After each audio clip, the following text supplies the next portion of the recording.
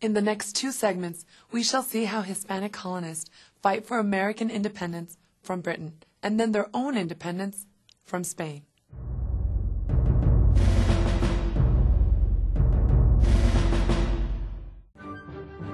Here on the Gulf Coast of Texas lies the oldest deepwater port west of the Mississippi River.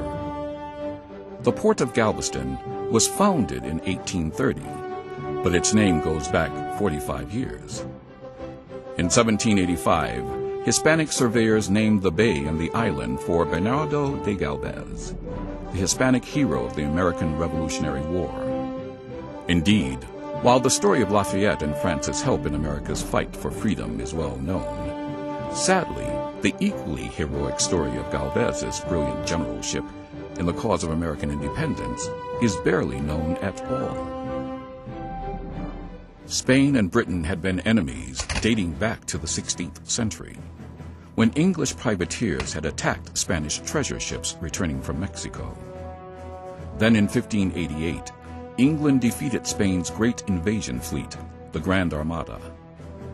A series of battles and wars followed over the next 200 years, with England generally gaining the upper hand. In the last of these wars, the French and Indian War, Spain sided with France against Britain's American colonies. The two European powers lost what would be the decisive battle for North America.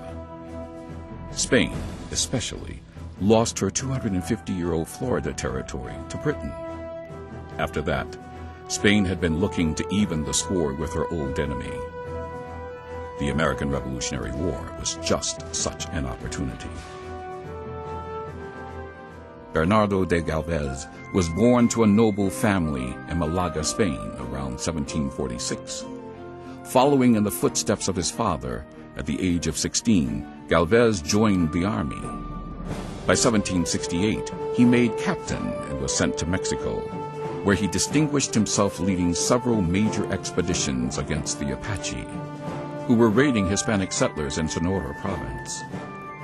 In 1772, he returned to Spain and was given the rank of colonel after the Battle of Algiers in 1775. In 1776, Galvez returned to North America, this time to New Orleans in the Louisiana Territory. Here destiny would lead him to greatness. Late in 1776, at the age of 29, he was appointed governor.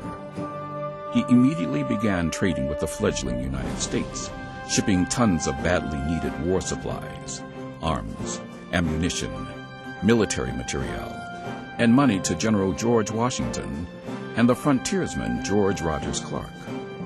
At the same time, Galvez strengthened Spain's presence at New Orleans by recruiting hundreds of refugees from the Canary Islands and providing them with land, cattle, and farming equipment.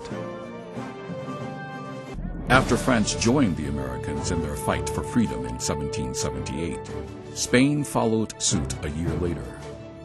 Galvez's reaction to Spain's declaration of war was instantaneous. Now leader of Spain's colonial forces in North America, Galvez raised an army, which included Creoles, Native Americans, and free blacks. 2 months later, Galvez was ready. He marched on the heavily fortified British garrisons at Baton Rouge and Natchez. A year later, he took Mobile, and a year after that, Pensacola in western Florida. In each case, Galvez's brilliant tactics allowed him to defeat stronger forces in entrenched positions. As a result of Galvez's triumphs, Britain's efforts against Washington's army, especially in the South, were greatly weakened. After George Washington's final victory at Yorktown in 1781, Galvez helped the American, French, and Spanish allies write the treaty, ending the war in 1783. As a result of Galvez's efforts, Spain regained Florida in 1784. And in 1785, Spain's King Carlos III rewarded Galvez by promoting him to Viceroy of New Spain. In addition, the American Congress cited Galvez for his aid during the war. However, perhaps because of his early death 2 years later at age 38, his and Hispanic Americans' contributions to the founding of the United States have largely been lost.